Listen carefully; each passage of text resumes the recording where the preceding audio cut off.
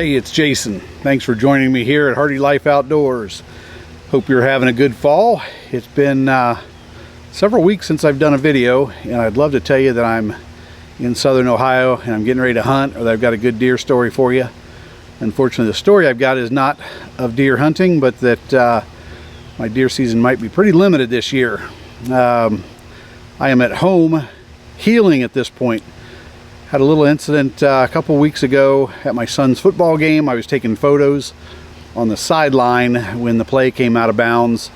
Guy ran me over and I ended up with broken ribs, cracked sternum, and just overall upper body, a lot of upper body pain.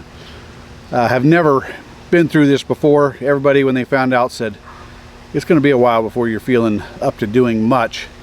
And that a while sounds like 6 to 8 weeks. So at this point, I am hoping to, it's November 2nd. I'm hoping that by the week of Thanksgiving or the following week, I can get out and gun hunt. I definitely will not be bow hunting. So really put a crimp in my hunting style for the year. But deer season is definitely cranking up, and I guess it's at its peak. The rut is going on. I see a lot of people talking about getting out and chasing them during the rut. My cameras are lighting up. I'm getting lots of pictures of deer, a couple decent ones, but I'm just not out chasing them myself. One of the things I have seen is there's a lot of chatter on Facebook about people trying to get permission to hunt. And I hear this each year and have debated doing a video about this a couple times, but I always find it interesting how people go about asking permission. And I don't think people really think through what they're doing and what they're asking for as they go knocking on doors. Your request is really a pretty big deal. If you put in perspective what you're asking to borrow, now assume somebody has 100 acres and they spent $5,000 an acre on that land. You're asking for access to their $500,000 piece of property for your entertainment, and potentially with nothing in return for them. That's a pretty big ask. You know, think about somebody coming to your property or to your house, knocking on your door and asking if they could borrow your fishing boat, your RV, your ATV, your pickup truck, all things that you've got good money in. And if someone came to your door and said, "Can I borrow your truck for the weekend?" you'd probably think they were crazy. But when they come knocking, when you go knocking at their door and you ask, "Can I hunt your property this fall?"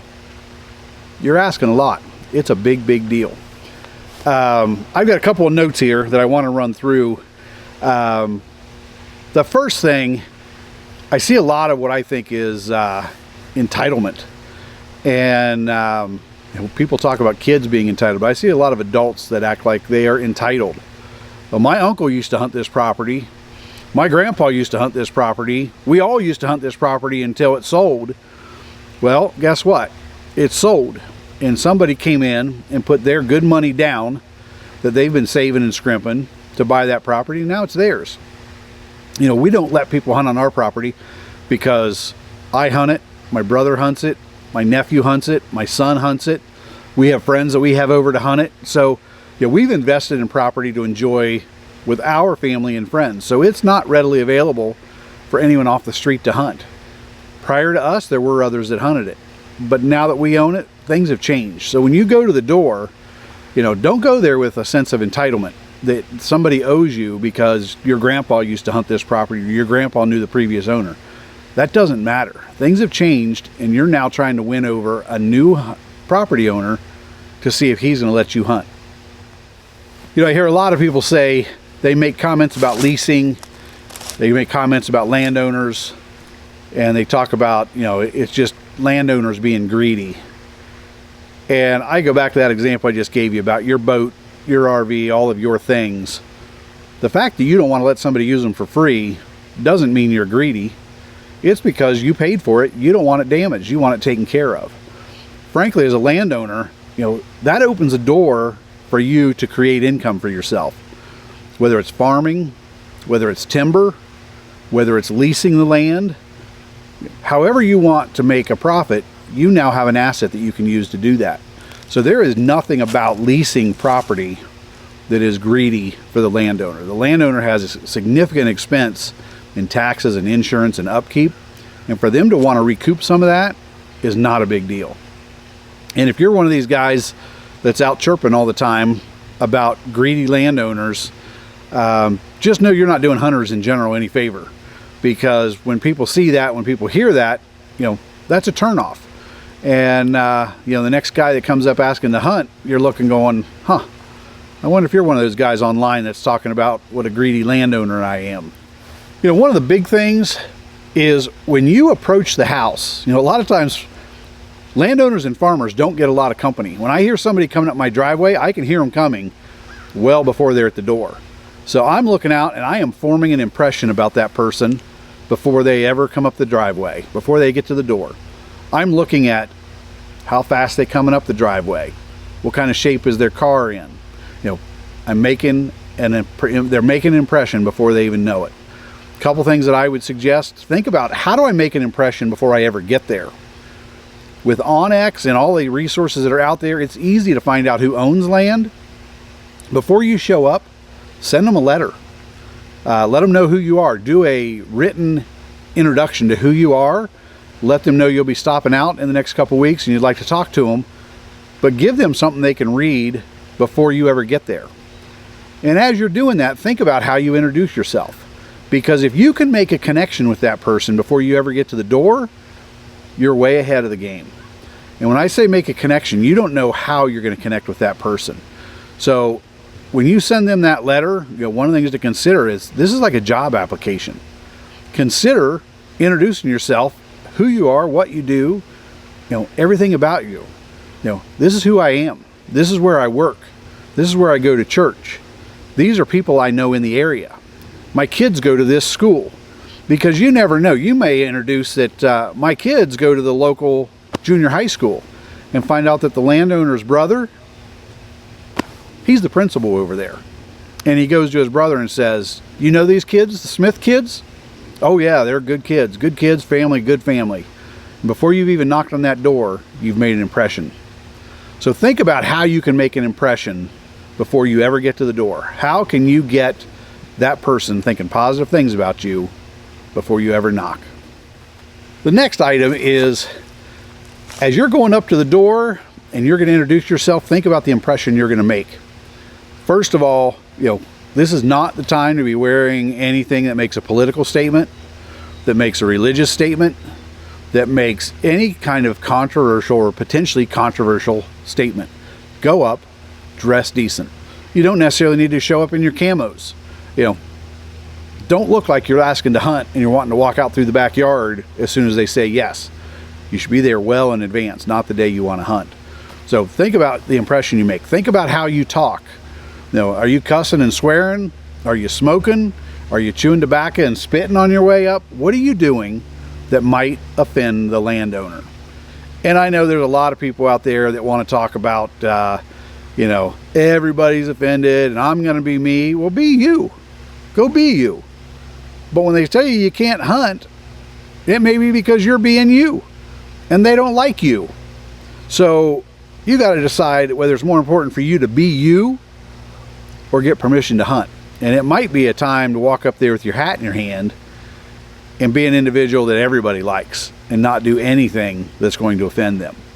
If you go to the door and it looks like one of the kids has answered the door, ask if their parents are there. If it looks like an adult woman, don't ask her if the man of the house is there. Don't ask her, I'd like to talk to somebody about hunting. Is your husband here? What you've just told her is it's not her land and her permission doesn't matter. Introduce yourself and start your spiel on who you are and what you'd like to do. She'll tell you if you need to talk to her husband or someone else, but don't offend her as soon as she answers the door. When you arrive and you're asking permission, the recommendation is, don't show up hours before you want to hunt, days before you want to hunt. Show up months in advance and be prepared to explain exactly what you want to do and exactly what you're willing to do in exchange for that right. So are you asking to bow hunt, gun hunt, turkey hunt, deer hunt, trap, coyote hunt, shoot raccoon or shoot groundhogs? What is it you're asking? Be specific. And if you can go in and ask, have a small ask, you might be more likely to get permission than going in and just saying, you know, I'd like to have permission to hunt, and if you don't mind, I'd like to have exclusive permission. Well, you just asked for a lot. I want access to your land for the next 6 months, and I want you to tell everybody else who asks no. So you may want to think about a smaller ask, but be specific. Make sure that that landowner understands what you're asking. This is also the opportunity to tell them that here's what I'm willing to do in return. If you're getting there early, offer to do some work. You know, are there any projects that I could come out and help with? You never know. Maybe they have something, maybe they prefer not. You know, the idea of paying them anything, you know, you don't have to come out and lease it and pay, you know, the going rate, but, you know, let them know, hey, I can't offer you a whole lot for permission, but I'd be willing to pay $100. I'd be willing to give you $250 if my son and I could hunt for 3 weeks in October. You know, that's not a bad ask. So be very specific. When you walk in there, let them know what you're asking for, who it's for. Is it you? Is it you and your son? Is it you and a buddy? But limit it. Make sure they understand what they're getting themselves into. Now, things have definitely changed, and you hear a lot of people say, I used to be able to knock on a door and get permission all the time. You may have to knock on a lot of doors to get permission. I can tell you at my place, nobody's ever come to the door when I'm there and asked permission to hunt.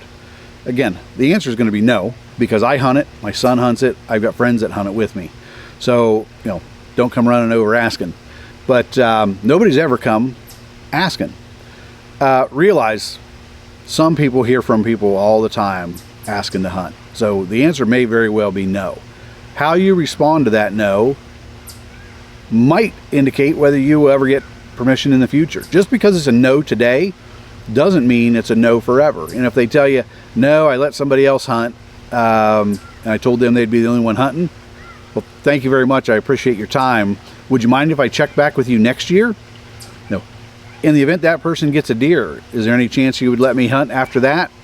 You know, you can keep the conversation open, but, you know, be polite, be appreciative, thank them for their time, and walk away. You know, don't grumble, don't carry on, just be thankful, go on, knock on the next door. And then don't be afraid to check back.